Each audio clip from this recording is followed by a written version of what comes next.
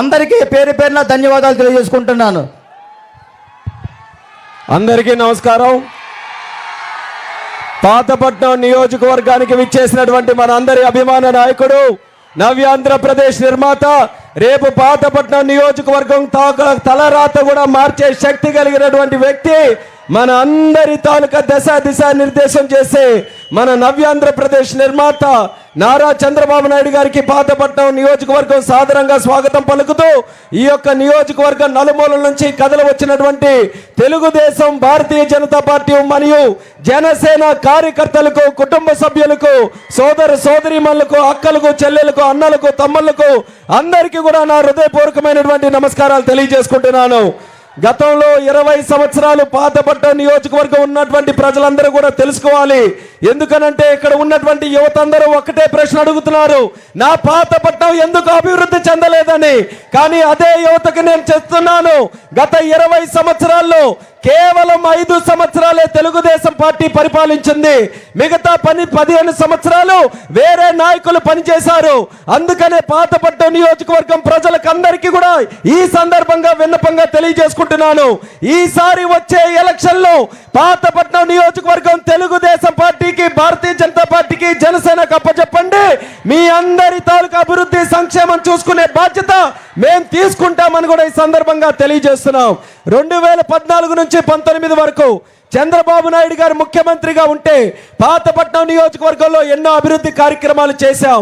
మనకున్నటువంటి రోడ్డులన్నీ కూడా బాగయ్యాయంటే చంద్రన్న ముఖ్యమంత్రిగా ఉన్నప్పుడు మనం చేసుకున్నాం.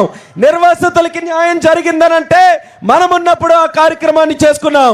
వంశధార ప్రాజెక్టు ఫేజ్ 2 25% ఈయన వల్ల పూర్తయిందని కూడా గర్వంగా తెలియజేసుకుంటున్నాను.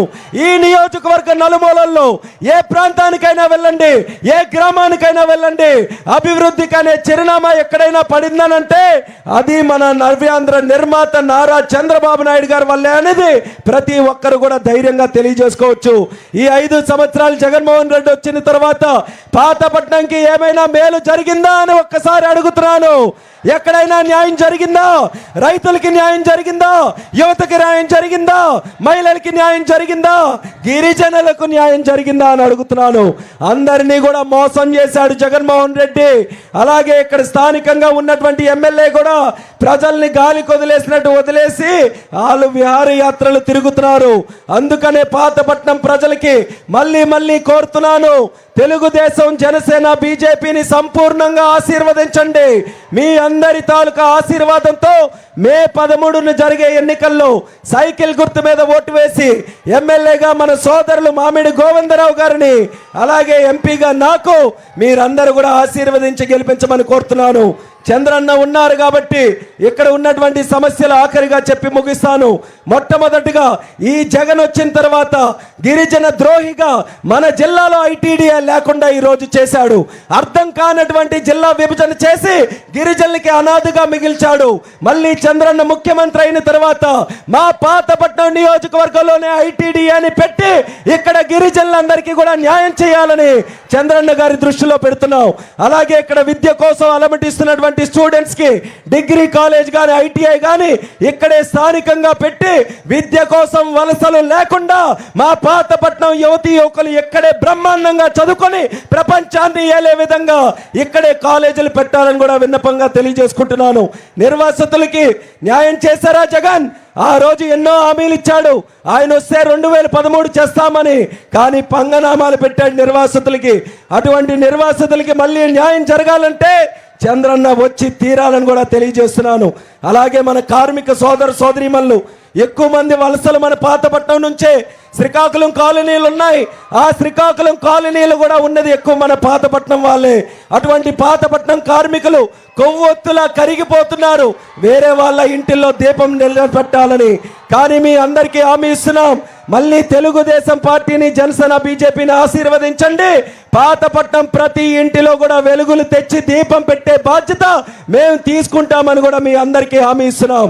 స్థానికంగా స్కిల్ డెవలప్మెంట్ సెంటర్లు పెట్టి స్థానికంగా పెట్టుబడులు తీసుకొని రావడానికి అవకాశం తీసుకొని వచ్చి పాతపట్నం నియోజకవర్గం రాష్ట్రంలోనే అన్నిటికన్నా అభివృద్ధి చెందినటువంటి నియోజకవర్గాలుగా తయారు చేయడానికి చంద్రన్న తాలూకా సహకారంతో, కమిట్మెంట్తో మేము అందరం కూడా పనిచేస్తాం.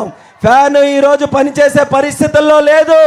ఎందుకనంటే ఫ్యాన్కి తిరగడానికి పవర్ లేదు, కానీ ఫుల్ పవర్ మన సైకిల్ దగ్గర ఉంది. ఆ పవర్ ఏంటి? పవర్ స్టార్ పవన్ కళ్యాణ్ గారు. ఆ పవర్ స్టార్ పవన్ కళ్యాణ్ గారి తాలూకా పవర్ తో సైకిల్ యమ స్పీడ్ గా ముందుకెళ్తుంది. ఫ్యాన్ రెక్కలు విరుచుకోనైనా సరే ఈ పాతపట్నం నియోజకవర్గంలో ఎన్డీఏ కూటమిని మేము గెలిపించుకుంటాం. మీకు అండగా మేమందరం కూడా ఉంటాం.